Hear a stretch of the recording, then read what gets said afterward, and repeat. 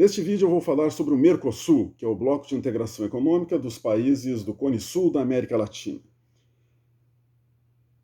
Na segunda metade dos anos 80, Brasil e Argentina iniciaram seus processos de democratização e atravessavam uma das piores crises econômicas da sua história.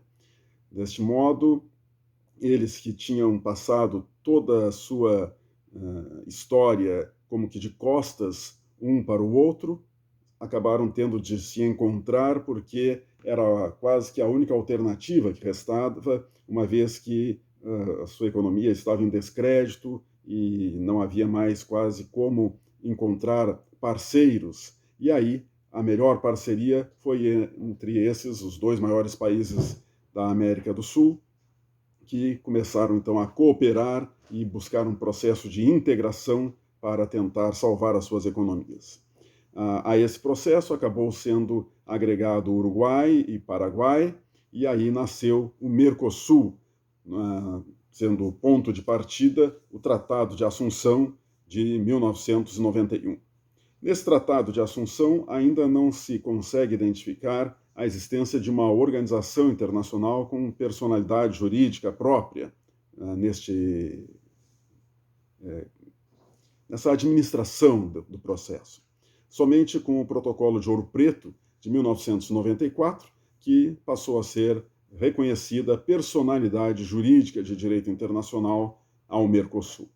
No Mercosul, então, se dedica ao processo de integração, claro que inspirado no processo de integração europeu, mas sem se preocupar em adotar, desde um primeiro momento, uma estrutura comunitária aos moldes do processo europeu. Então, aqui o Mercosul baseou-se numa estrutura muito mais leve, de feitio intergovernamental.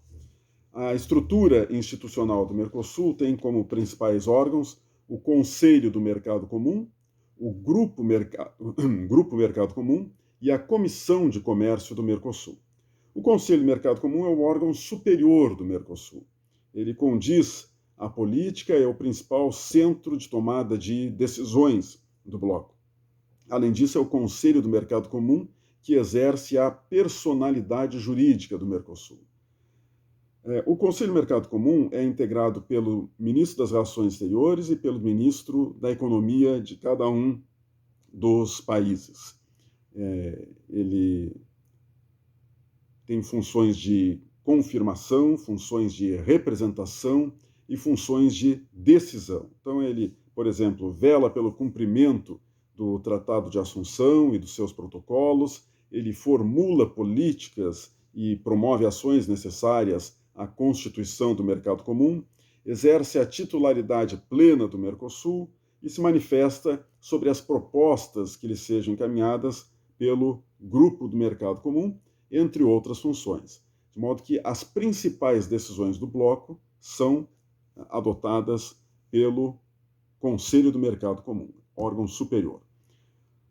Depois dele, nós temos o Grupo Mercado Comum, que é o órgão executivo do Mercosul. Então, assim como a Comissão é o motor da integração europeia, o motor da integração no Mercosul é o Grupo Mercado Comum. Ele que coordena estudos, elabora projetos e adota medidas destinadas a promover o cumprimento dos tratados e das decisões adotadas no Conselho do Mercado Comum. Por isso, o Grupo Mercado Comum tem uma função de dinamizar o desenvolvimento do processo integracionista do Mercosul. O Grupo Mercado Comum é integrado por 4 membros titulares e 4 membros alternos por país. Esses membros são designados pelos respectivos governos e, dentre os membros indicados pelos governos, devem constar necessariamente representantes do Ministério das Relações Exteriores, Ministério da Economia e do Banco Central. Então, o Ministério das Relações Exteriores, Ministério da Economia e Banco Central devem estar representados pelas pessoas que os estados indicam para compor o Grupo Mercado Comum. E a coordenação do grupo é feita pelo Ministério das Relações Exteriores. A Comissão de Comércio do Mercosul foi um órgão que surgiu no Protocolo de Ouro Preto e é destinada a auxiliar o Grupo Mercado Comum. A principal atribuição da Comissão de Comércio do Mercosul é velar pela aplicação dos instrumentos de política comercial, sobretudo administrar a TEC, ou seja, a Tarifa Externa Comum, que é aquela tarifa que é fixada de maneira uniforme por todos os membros do Mercosul para ingresso de produtos de fora do bloco dentro do território do bloco econômico. Então, daí o nome Tarifa Externa Comum. A Tarifa Externa Comum no Mercosul não é plenamente unificada. Alguns produtos ainda estão em listas de exceções, de modo que, quanto a esses produtos, cada país ainda fixa a sua própria alíquota para o imposto de importação. Mas, na grande maioria dos produtos, vigora a tarifa externa comum, que é justamente um dos pontos de discordância entre os Estados nesse atual momento do Mercosul, com os países, sobretudo Brasil, Uruguai, querendo baixar essa tarifa externa comum, de modo a facilitar a sua celebração de acordos com outros países de fora do bloco, e a Argentina, pensando certamente em proteger a indústria nacional, relutando em aceitar essa diminuição da tarifa externa comum. Então, é nesse ponto que vemos as discussões mais recentes dentro do Mercosul. E esses são os três principais órgãos, os órgãos com poder decisório dentro do Mercosul. Há outros órgãos, mas que têm uma participação que não é ativa, não toma decisões vinculantes aos órgãos do Mercosul. Essa, então, é a estrutura orgânica do Mercosul. No tocante à sua estrutura jurídica, seguindo a mesma divisão que fizemos no estudo da União Europeia, no tocante à estrutura jurídica, as três principais espécies normativas do Mercosul são as decisões, as resoluções e as diretrizes. Decisões, resoluções e diretrizes. Não há diferença entre elas no tocante à mecânica de elaboração, de aplicação, de funcionamento. Não, como nós vimos que existem diferenças entre os regulamentos, as diretrizes, as diretivas e as decisões na União Europeia, isso não existe aqui no Mercosul. Não há características diferentes, ou seja, entre essas três espécies normativas do Mercosul.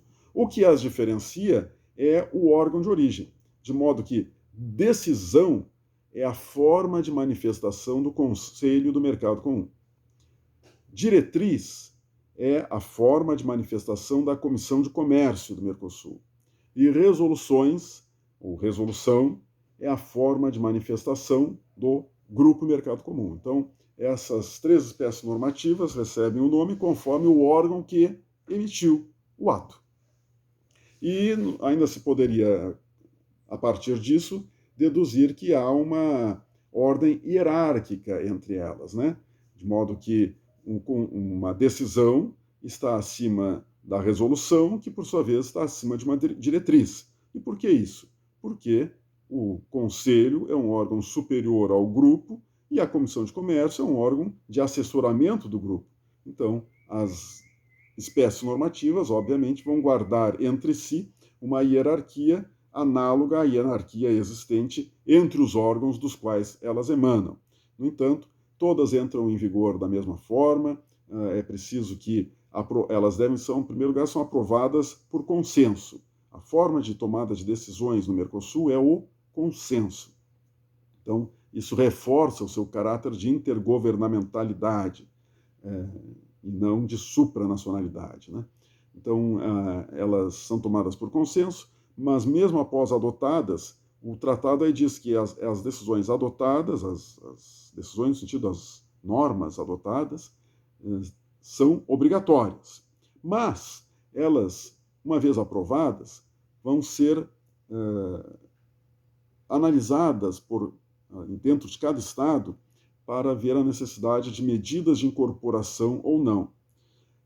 Após essa análise, cada Estado comunica à Secretaria do Mercosul que adotou a medida de incorporação ou que foi dispensável a adoção de uma medida de incorporação. E, uma vez que todos os Estados tenham feito essa comunicação, a Secretaria vai comunicar a todos os membros que todos já adotaram as medidas necessárias para o ato entrar efetivamente em vigor. E aí, 30 dias depois disso, o ato entra em vigor. Então vejam que é um procedimento extremamente dependente da análise de cada Estado, né?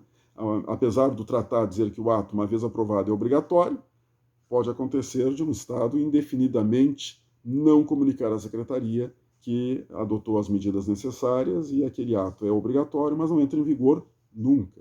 Isso é um problema sério no Mercosul. Desde a sua fundação e celebração, sobretudo, do Protocolo de Ouro Preto, os Estados vêm aprovando medidas destinadas a promover uma evolução desse sistema de elaboração normativa, de entrada em vigor das normas, mas nada tão decisivo a ponto de alterar os tratados. E, portanto, a regra básica permanece esta até hoje. Em terceiro lugar, a estrutura jurisdicional no Mercosul. O Mercosul possui, como regulando o seu sistema de solução de controvérsias, o Protocolo de Olivos. Antes do Protocolo de Olivos, o Mercosul teve o Protocolo de Brasília, que também fixava um sistema de solução de controvérsias bem semelhante a esse que foi aprovado no Protocolo de Olivos. Mas no Protocolo de Olivos consta que ele não é exclusivo, ou seja, os Estados, partes do Mercosul, podem optar para resolver uma controvérsia entre eles, entre usar o Protocolo de Olivos ou usar o protocolo, o sistema de solução de controvérsias, de uma outra entidade do qual eles façam parte.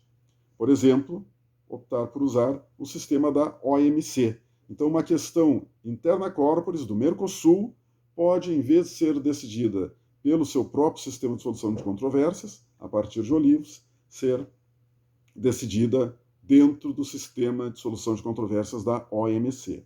É uma situação que, no meu entender, vem enfraquecer aquele caráter de bloco econômico onde se busca criar uma ligação cada vez mais forte entre os Estados. Neste caso, o que houve foi uma abertura a instrumentos externos. Mas outra novidade trazida pelo Protocolo de Olivos foi a criação de um Tribunal Permanente de Revisão. Isso não havia no Protocolo de Brasília. No Protocolo de Olivos, então, a solução de controvérsia no Mercosul começa com fases que lembram meios diplomáticos de solução de controvérsias, com primeiro negociações diretas, depois uma intervenção do Grupo Mercado Comum.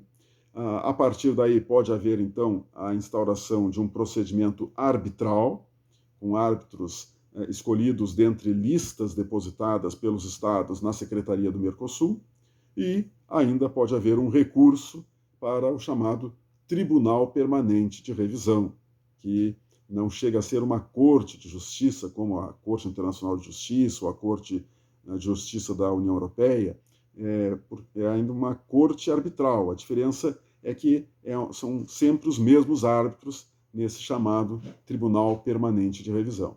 E os Estados podem optar por não seguir toda aquela sequência de etapas previstas no Protocolo de Olivos e partir direto para submeter a sua controvérsia a esse tribunal permanente. Então, essa é a forma de solução de controvérsias no Mercosul. Se não há cumprimento do que for decidido dentro da aplicação desse mecanismo, a solução segue os moldes próximos aos do GATT, ou seja, medidas compensatórias. Os Estados vão solicitar e ter aprovadas a autorização para aplicar medidas compensatórias, ou seja, espécies de retaliações entre eles para forçar o cumprimento das obrigações ou obter algum ressarcimento, alguma reparação de um dano que o outro Estado lhe tenha causado. Diferente também do que ocorre na União Europeia, onde há a possibilidade até mesmo de aplicação de multas pelo Tribunal de Justiça da União Europeia, ou seja, uma sanção institucional lá. Aqui, nós, dentro dessa lógica intergovernamental, o sistema de compensações recíprocas, medidas compensatórias. Essas, então, as principais ideias a respeito da estrutura básica do Mercosul. Até um próximo vídeo.